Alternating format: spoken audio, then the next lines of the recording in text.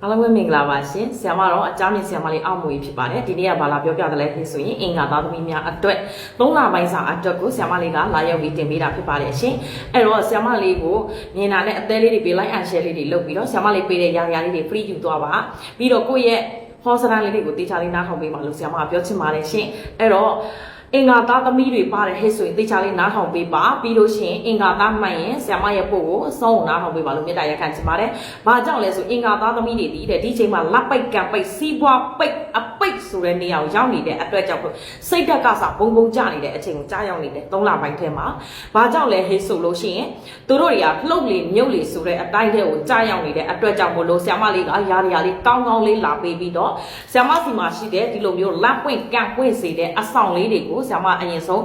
ပြောပြပေးမှာဖြစ်ပါတယ်။ဘာကြောင့်လဲဆိုရင်အင်္ဂါသားသမီးတွေ3လပိုင်းစာအတွက်မှာအရန်ကိုညံ့နေတဲ့အတွက်ငွေကြေးအလုံးအကိုင်နော်စိတ်ဓာတ်ပိုင်းဆိုင်ရာနဲ့အရန်တွေကြားနေတဲ့အတွက်ကြောင့်လို့ဒီလိုမျိုးအဆောင်လေးတွေနဲ့တဲပါ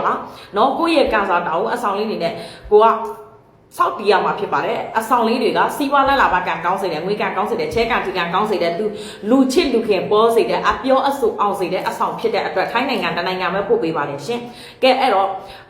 အင်္ဂါသားသမီးတွေဒီ3လပိုင်းပေါ့တကယ်2လပိုင်းကတည်းကကြုံနေရတာအလောက်ကင်နဲ့ပတ်သက်ပြီးမသိချာမရေရဘူးတဲ့ဒီအလောက်ကနေပြီးတော့ငါတို့ကအဆင်ပြေပါမလားဆိုပြီးတော့ဖြစ်နေတယ်အလောက်ထဲမှာလည်းအကောင်းလောက်တယ်အကောင်းမမြင်ဘူးသူများအတိုက်ခိုက်တွေများနေတယ်အထုအသက်ဖြစ်နော်ကိုနဲ့တူလုံနေတဲ့လူနဲ့ထက်လူကြီးတွေနဲ့ပေါင်းဖက်ပြီးတော့ကိုတိုက်ခိုက်တတ်တဲ့အချိန်ခါကိုကြားရောက်တယ်ရှင်ပြောမယ်လေဆိုရင်အလောက်ကင်သူတို့ကအထူးသဖြင့်အင်္ဂါသားသမီးတွေရဲ့စိတ်ပိုင်းကအလောက်ကင်နဲ့ပတ်သက်ပြီးအဆင်ပြေနေတယ်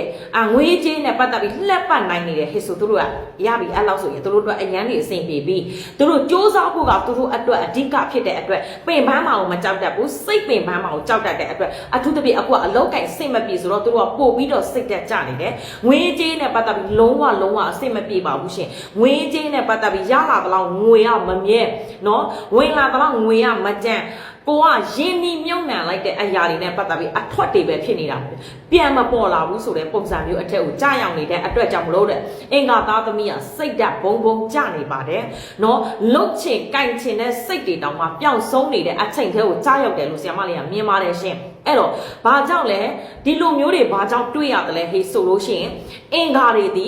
စိတ်ခွန်အားရော့ကျလာပြီဟေးဆိုတဲ့အချိန်မှာသူတို့တွေကအစိတ်မပြေမှုတွေကတခုတည်းမဟုတ်ဘူးတောက်လျှောက်ကိုကြုံလာတော့တာအဲ့လိုမျိုးသူတို့တွေလိုအပ်ချက်တွေကဘာတွေလဲဟဲ့ဆိုရင်စွန့်စားတဲ့အရာတွေအလောက်ကင်တွေနဲ့ပတ်သက်ပြီးတော့လုံးလိုက်တာတွေကောင်းထဲပေါ်နိုင်အောင်စူးစမ်းခဲ့တဲ့အရာတွေဒီချိန်မှာစိတ်ဓာတ်တွေဘုံဘုံကြပြီးတဲတဲရေသွန်တယ်လို့ဖြစ်တဲ့အတွက်ကြောင့်မလို့တဲ့ပြီးလို့ရှိရင်အလောက်ကင်ထဲမှာလည်းအဲ့လိုပဲ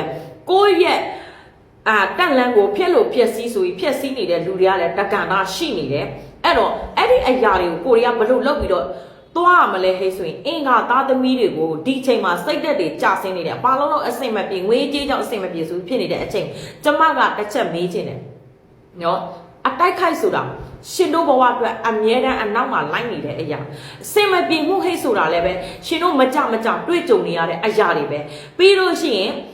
အဲ့ဒီအရာတွေကိုကိုနိုင်ပဲကြော်ဖြတ်ခဲ့တဲ့အချိန်အဲ့တော့ကျမတွေ့တဲ့အင်္ဂါသားသမီးကစိတ်ခွန်အားကြီးမားတယ်ဇွဲလုံးလောက်ဝိရိယကောင်းတယ်နော်ဘယ်အရာမဆိုလွယ်နဲ့လက်မလျှော့တတ်ဘူးကောင်းမှစွာနဲ့သူတို့ကသူများမလုံနိုင်တဲ့အရာတွေကိုကစလုံနိုင်တဲ့ရည်ချင်းလေးတွေအမြဲတမ်းသူတို့မှရှိတယ်အခု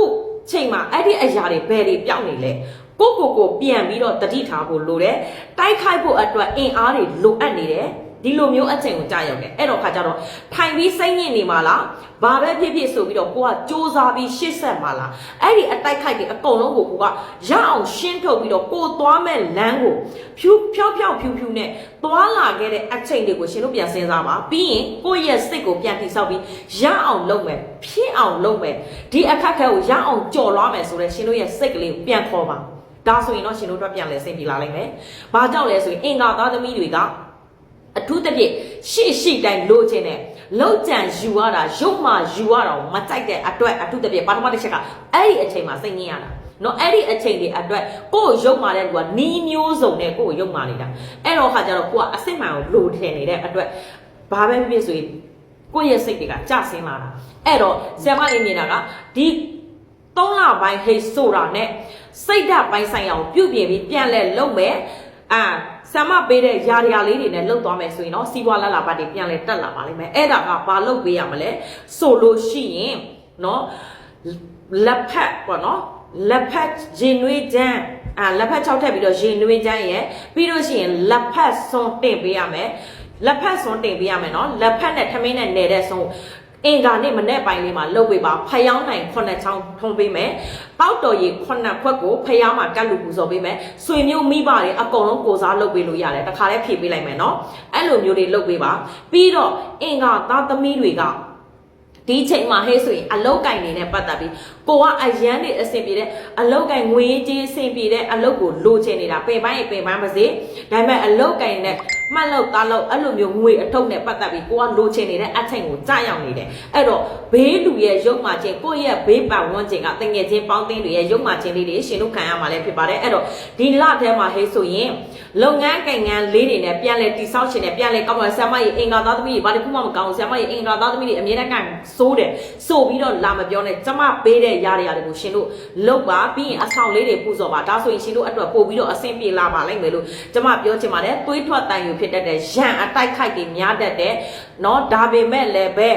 နော်ငွေရေးကြေးနဲ့ပတ်သက်ပြီးကုညီဖေးမမဲ့လူတွေပေါ်ပေါက်မယ်စီးပွားလက်လာပါကန်လေးတွေဒီ3လပိုင်းအဆုံးခါနေဟေးဆိုလို့ရှိရင်စီးပွားလက်လာပါလေးပြန်ဆင်ပြေလာမယ်ကိုလုံးမဲ့အလုတ်ကလေးတွေနဲ့ပတ်သက်ပြီးပြန်ပြီးတော့တိဆောက်နိုင်လာစွမ်းရှိတယ်ပြီးတော့အိမ်တော်ရေးအချစ်ရေးနဲ့ပတ်သက်ပြီးတော့ဒီချိန်မှာကိုကအရန်တွေလိုအပ်နေတဲ့ခွန်အားနော်ခွန်အားတွေအားပေးမှုတွေကိုလိုချင်နေတဲ့အချိန်လေးကိုကြားရောက်နေတယ်အဲ့တော့အိမ်တော်ရေးအချစ်ရေးနဲ့ပတ်သက်ပြီးတဲ့အစိမ့်မပြေဘူးဘာကြောင့်စီးပွားရေးအစိမ့်မပြေရင် तू ကအစိတ်ကလို့လို့ကိုထိုင်းမိုင်းနေတဲ့အတွက်အိမ်တော်ရေးအချစ်ရေးနဲ့လည်းမကြစကားများရမယ်မိသားစုနဲ့ပတ်သက်ပြီးတဲ့ကိုကျိုးနှုံးခံထားတာတွေကိုအနစ်နာခံထားတာတွေအကောင်းမမြင်ပဲအကုန်လုံးကို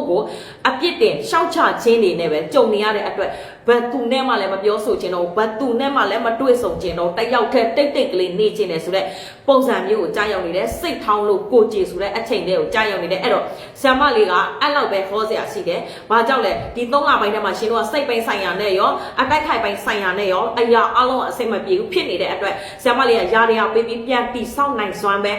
ပေးလို့ရတယ်ပြောပြလို့ရတယ်နော်အဲ့တော့ကျမပြောတဲ့စကားလုံးတွေကျမဟောတဲ့ဟောစရမ်းတွေကိုမကြိုက်ဘူးခေဆိုရင် TikTok မှာကြော်သွားနိုင်ချမ်းရှိတယ်နော် TikTok မှာကြော်သွားတဲ့ခွင့်ရကိုမှရှိတယ်ကိုဖုံဖြစ်တဲ့အတွက်အဲ့တော့မကြိုက်ရင်ကြော်သွားကြပါဆ iam ဒီမှန်ကန်တိကျစွာနဲ့ပဲကျမဒီလုပ်နေတဲ့အတွက်တက်လို့လုံနေတာငတ်လို့လုံနေတာမဟုတ်တဲ့အတွက်ကြောင့်မလို့တင်တို့ရဲ့ကာစာတာကိုအရန်သိကျင်တဲ့အသေးစိတ်ကိုသိကျင်တယ်ဟဲ့ဆိုရင်တော့ကိုတိုင်လာပြီးမေးမြန်းဆက်သွယ်နိုင်ပါတယ်ရှင်နော်လိန်ညာစားတောက်ခြင်းတကွက်မှမရှိသလိုမမှန်ရင်လည်းဘသူစီကမှတပြားတစ်ချက်မှမယူပါဘူးလို့အာမခံနဲ့ဟောပေးတဲ့ဆ iam ဖြစ်ပါတယ်အဲ့တော့ယုံကြည်သူများလာရောက်မေးမြန်းနိုင်ပါတယ်ကဲအားလုံးဘေးရန်အန်ဒီအတော်တော်မှကင်းဝေးပြီးတော့အတိုက်ခိုက်လေးတွေကင်းဝေးပြီးတော့ငွေကန်ချီကန်ချဲကန်လေးကောင်းကြပါစေမျက်နှာပြင်ကျင်နာပြီးနှုတ်ကထွက်တဲ့စကလုံးတိုင်းအောင်မြင်ပါစေလို့ဆ iam စုမုံကောင်းတောင်းပေးလိုက်ပါတယ်ရှင်